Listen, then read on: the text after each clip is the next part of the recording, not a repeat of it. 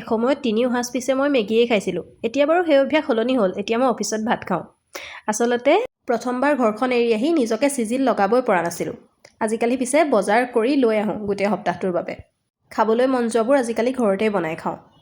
পিছে এই চানা পেকেট কিবাকিবি এইবোৰ দুদিনতে শেষ হৈ যায়, কেতিয়াবাতো এদিনতেই। আৰু এই যে পনীৰ পেকেটটো মই এতিয়া জোকাৰি চাইছোঁ, কাৰণ মই ভাবিছোঁ ইমান পাতল হাৱাই সোমাই আছে নেকি। দিনটোৰ ৫ নম্বৰ কাপ চাহ ৰাইচ। তাৰপাছত ভাবিলোঁ ৰাতি কিবা এটা স্পেচিয়েল বনোৱা যাওক। আৰু পনীৰ হ'ল মোৰ এটা আল্টিমেট লাভ।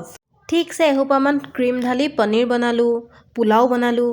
ঘৰৰ পৰা আঁতৰত থাকি থাকি আজিকালি এনেকৈয়ে সময়বোৰ পাৰ কৰোঁ। মোৰ জীৱনটো বৰ গতানুগতিক, দেখাবলগীয়া বিশেষ একো নাথাকেই। আপোনালোকে বৰ পাইছে নেকি বাৰু?